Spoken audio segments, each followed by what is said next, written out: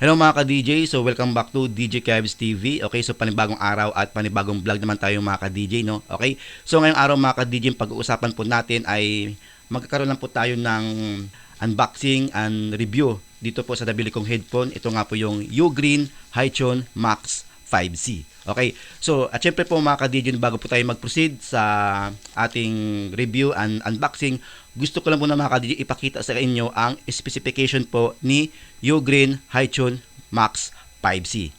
Okay.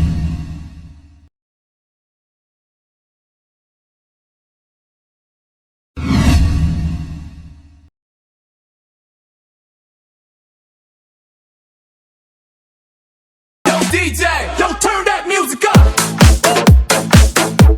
Just turn that music up. Let's go, la vida loca. Turn that music up. Just turn. So ngayon mga ka-DJ, no, kapag bibili po kayo mga ka-DJ ng Ugreen Highchon Max 5C, no, na headphone Bluetooth, okay? So ganito po mga ka-DJ yung kanyang packaging, no, kapag i-deliver sa inyo. So makita nyo mga ka-DJ na naka-unboxing na po yan kasi po mga ka-DJ, no, during po na binili ko siya, so kailangan ko talaga mga ka-DJ na buksan siya para malaman natin kung okay. So ngayon mga ka-DJ, kapag bibili po kayo, no, so atin na po siyang unboxing. Yun. Ito po mga ka-DJ yung box niya, no, ni Ugreen Highchon Max 5C. Okay? So dito po mga ka-DJ, no, si Ugreen po ay meron po siyang 75 hours max, no, na ibig sabihin po ay 75 hours nyo po siya magagamit kapag fully charged. Tapos po mga ka-DJ, no, 5 minutes naman po mga ka-DJ yung kanyang quick charge. Pero mga ka-DJ, no, itong 75 hours and 5 minutes quick charge, siyempre po mga ka-DJ, nakadepende na po ito sa inyo mga ka-DJ kung paano nyo po siya gamitin at kung paano nyo po siya i-charge. Okay, so yun nga po mga ka-DJ, no. Highchon Max 5C Hybrid Active Noise Cancelling Headphones. Ibig sabihin po mga ka-DJ, no, si Highchon Max 5C, kapag po mga ka-DJ na inyo po siyang ilalagay sa inyong tenga, so yun nga po mga ka-DJ, wala na po kayo maririnig. Kundi ang inyo lang po mga ka-DJ maririnig ay yung tunog lang po galing sa inyong headphone. Okay, so at syempre po mga ka-DJ, no, si Highchon Max 5C, maganda po ito mga ka-DJ, siguro sa mga mahilig po mag-travel or solo travel. Kapag halimbawa na gusto mag-relax habang sa travel, so ito po mga ka-DJ, si Ugreen Highchon 5C yung inyong gamitin na headphone. So yun po mga ka-DJ, Bluetooth siya mga ka-DJ, at syempre po mga ka-DJ, yung kanyang charging port ay USB Type-C. Tapos po mga ka-DJ, battery type ay polymer lithium ion battery. Tapos po mga ka-DJ, yung kanyang battery capacity po ay 600 mAh. Okay, so medyo mataas-taas din mga ka-DJ, no? At syempre po mga ka-DJ, si Ugreen Highchon Max 5C ay atin na po siyang bubuksan. Okay? Ngayon mga ka-DJ, ito po yung laman ni Ugreen Max 5C. Ugreen Highchon Max 5C. Okay? Makita nyo mga ka-DJ, no, naka-sealed po talaga, naka-plastic po talaga yung kanyang headphone. Tapos po mga ka-DJ, may kasama din po siyang manual. Okay? Ito po mga ka-DJ, manual. Yan po. Yan po mga ka-DJ, manual. Tapos mga ka-DJ, okay, ito po yung kanyang mga ka-DJ. Yan. Ito po yung Type-C, Type-C, yung kada dulo mga ka-DJ. Yan. Type-C, Type-C. Tapos po mga ka-DJ, ito po yung naman yung kanyang connector charger. So ngayon mga ka-DJ pala, si Ugreen Highchon Max 5C po ay nabili ko lang siya mga ka-DJ sa halagang 800 plus. Kasi po mga ka-DJ, nag-sale kasi siya mga ka-DJ kay TikTok. Sa ngayon mga ka-DJ, no, ang price niya sa ngayon mga ka-DJ, yung price niya ay nasa 1,000 plus na siya mga ka-DJ ngayon yung presyo niya. Okay? So ngayon mga ka-DJ, start na po tayo sa review kay Ugreen, no. So si Ugreen mga ka-DJ, may kabigatan po siya mga ka-DJ. Yung tamtamang bigat lang mga ka-DJ. Kung tipong mga ka-DJ na maramdaman yung mga ka-DJ parang medyo mabigat yung yung dalawang headphone niya. Okay? Next mga ka-DJ, no, yung kanyang earphone, ito mga ka-DJ. So makapal siya mga ka-DJ, na kung saan mga ka-DJ, no, na pag ilalagay niyo siya mga ka-DJ sa inyong tenga, so parang komportable kayo mga ka-DJ kasi malambot po mga ka-DJ. Okay? At syempre po mga ka-DJ, kaya tinawag siya mga ka-DJ na noise cancellation kapag halimbawa po mga ka-DJ na ginamit siya at sa inyong tenga. So wala na po kayong mga ka-DJ may marinig kapag halimbawa po mga ka-DJ nag-start na po tumundog yung music sa inyong mga earphone kapag ito po yung gamit nyo. Okay? Na kung saan po mga ka-DJ, kasi po mga ka-DJ, pag sa tenga kasi mga ka-DJ talagang sakto lang siya makasit sa tenga. Okay? Depende lang mga ka-DJ kung malaki yung tenga nyo. Pero sa akin mga ka-DJ, no, sakto lang po yung kanyang earphone sa tenga ko. Kaya noise cancellation siya mga ka-DJ, kasi nga po talagang okop talaga, o kumbaga mga ka-DJ ay sakop talaga ng earphone niya yung tenga mo. Kaya kapag halimbawa po mga ginamit nyo siya, so wala talaga kayo may marinig, kundi yung mismong music lang ang inyong marinig. Okay, next mga ka-DJ, yung kanyang headband mga ka-DJ, no? Yung kanyang headband mga ka-DJ is yung kanyang ilalim po ay malambot din po mga ka-DJ. Kaya maganda siya mga ka-DJ sa ating head, no? Sa ating ulo kapag atin siyang ilalagay. Okay? At syempre po mga ka-DJ, no, yung kanyang head is meron po siyang extended. Yan. Yan po mga ka-DJ yung kanyang extended niya. Okay. So, ngayon mga ka-DJ, proceed na tayo sa kanyang menu. Okay. Dito po mga ka-DJ, no, sa kanyang power button. Kapag i-open niyo siya mga ka-DJ, press lang po mga ka-DJ. Hold niyo lang siya mga ka-DJ. Okay, hold niyo siya lang, parang ganito mga ka-DJ. Hold. Yun. Meron po kayo dyan may marine na power on.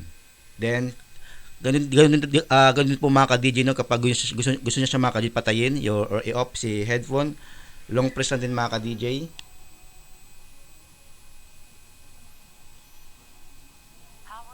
Yun, power off na siya.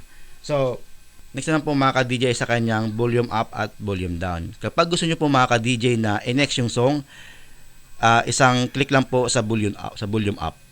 Next. Kapag halimbawa po mga ka-DJ, previous inyo pong i-backward yung song, isang press lang din po mga ka-DJ sa negative. Yan. Pag positive, isang press lang. Kapag gusto siya mga ka-DJ, i-next yung song. At just example lang po mga ka-DJ na gusto siya mga ka-DJ taasan yung volume. Yung positive mga ka-DJ, hold para tumaas yung kanyang volume. At halimbawa, just for example lang po mga ka-DJ na gusto siyang hinaan, yung negative po mga ka-DJ, hold lang din para bumawas yung kanyang volume. Tapos itong ANC menu mga ka-DJ, ito po yung mga ka-DJ, ito yung cancellation off and cancellation on. Ito po yung kanyang menu niya, itong ANC, cancellation off and cancellation on. Okay. At syempre po mga ka-DJ, no, yung kanyang charging port mga ka-DJ ay Type-C po. Okay? At higit sa lahat po mga ka-DJ, no, for example naman po mga ka-DJ na yung inyong Ugreen ay nalubat na. So syempre po mga ka-DJ, huwag kayong mag-alala mga ka-DJ, kasi po meron naman pong plan B na kung saan po mga ka-DJ pwede nyo pong magamit si Ugreen via cord po mga ka-DJ. At itong kasama niya mga ka-DJ na Type-C kada dulo, ito po yung mga ka-DJ yung cord niya na inyo po isasalpak kay Ugreen, punta po sa inyong Type-C na cellphone. Okay, na kung saan po mga ka-DJ, gagamitin siya mga ka-DJ kapag lowbat na po si Ugreen. Ito po yung inyong plan B na gagamitin para po tuloy-tuloy pa rin po mga ka-DJ yung inyong pakikinig ng music. Okay? So, ngayon mga ka-DJ, kapag halimbawa po na inyo po siyang i-connect sa inyong mga PC or cellphone, okay? Atin mo na siyang i-open. Then atin siyang i-connect. So, yung name mga ka-DJ yung Bluetooth name niya mga ka-DJ ay Ugreen iTunes Max 5C. Yun po yung kanyang name ng kanyang Bluetooth niya. Kapag inyo po siyang i-connect sa inyong mga computer or cellphone. Okay? So ngayon mga ka-DJ, mag-play tayo ng music para mapakinggan nyo kung suwabe ba yung kanyang tunog. Okay, ito po yung mga ka-DJ. Yan.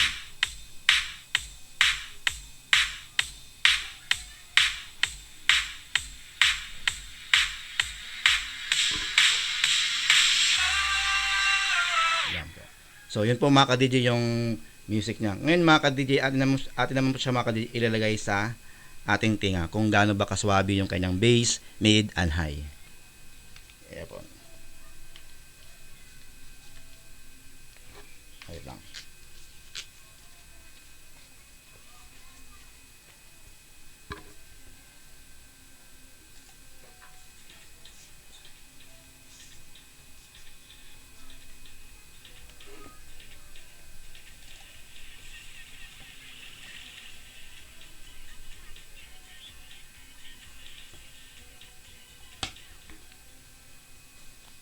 So ngayon mga ka-DJ, no, so atin na pong i-rate yung quality ng kanyang tunog. Unang-una sa bass.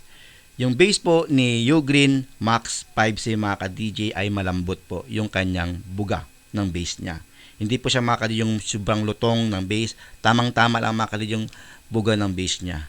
At tapos mga ka-DJ, yung mid and high niya mga ka-DJ, sobrang clear po. Kumbaga mga ka-DJ, balance po yung tunog niya, yung mid and high.